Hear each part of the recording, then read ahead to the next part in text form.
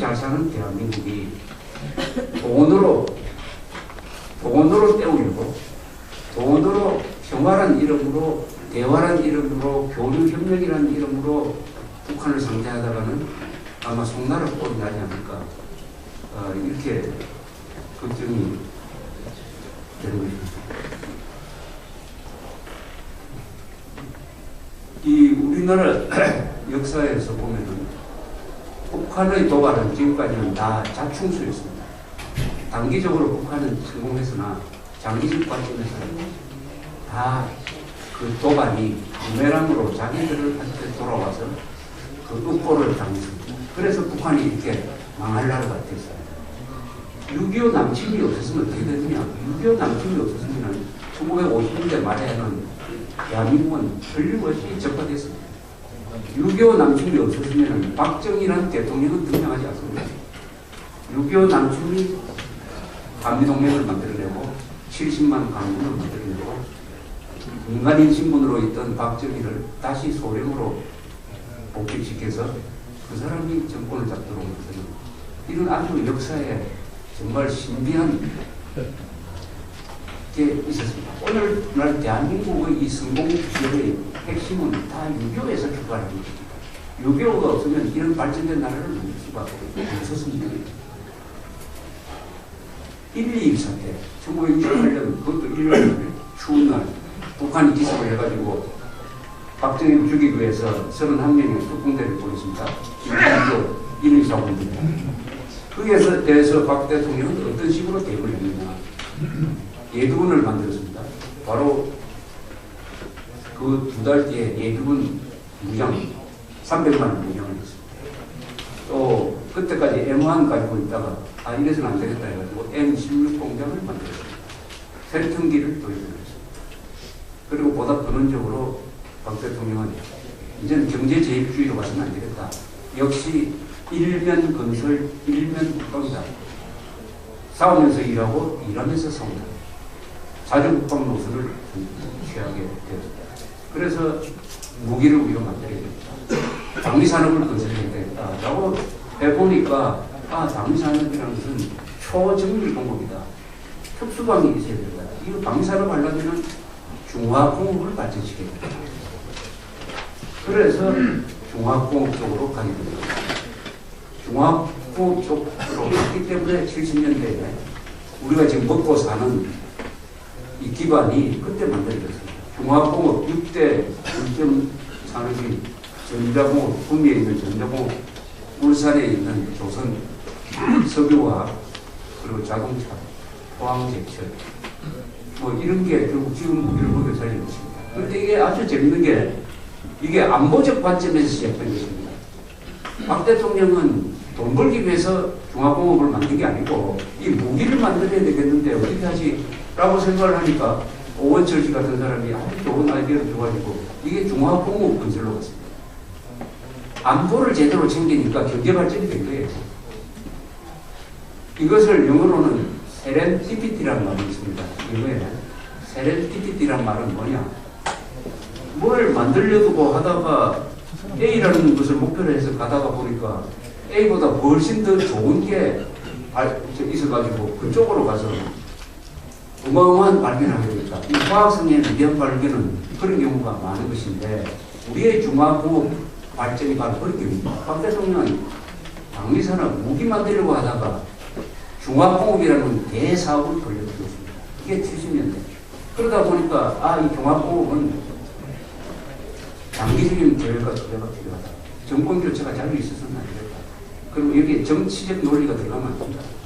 그래서 유신체제가 분포가 되고 가장 효율적인 정부를 우리가 그때 가졌습니다. 그때 목표가 국력의 조직화, 능률의 극대화였습니다.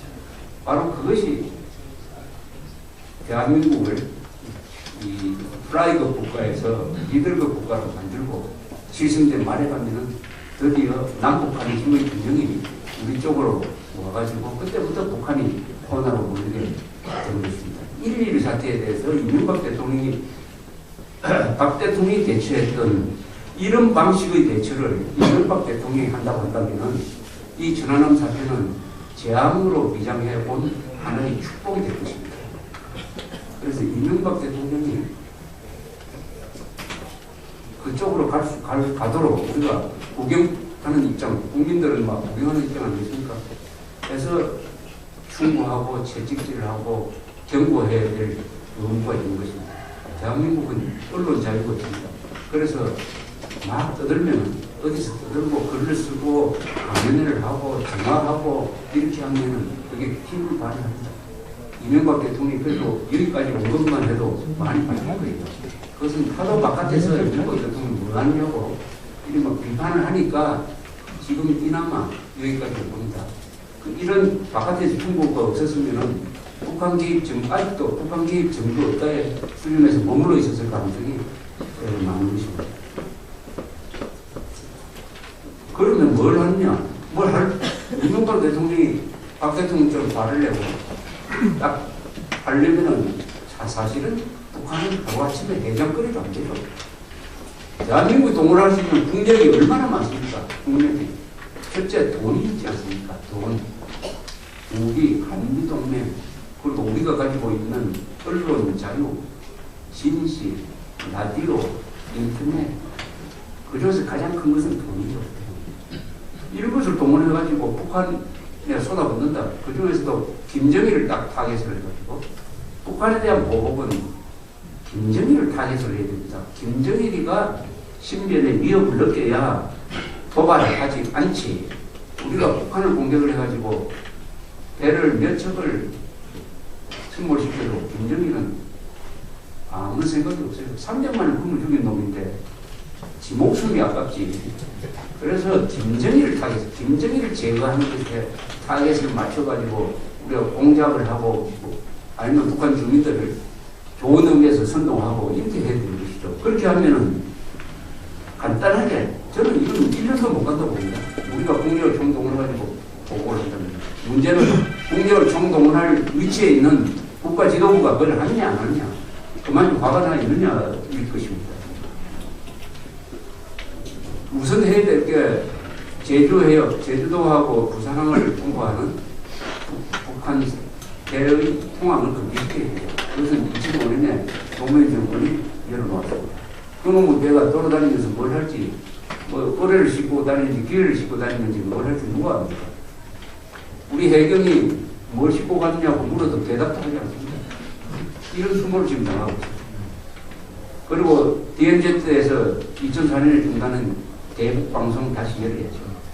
그래가지고 이런 얼마나 좋습니까? 이제 북한 주민들한테 영향을 끼칠 만한 더구나 70만 그 북한 젊은이들한테 새로운 정보를 또 성광판을 통해서 시각적으로 전해주면서 재미있게 하면은 아마 난리가 날 겁니다. 그 두 개는 즉시 해야 된다고 생각합니다. 반민학습하고 포기는 뭐 더 말할 것도 없고 이 세 개는 기본이죠.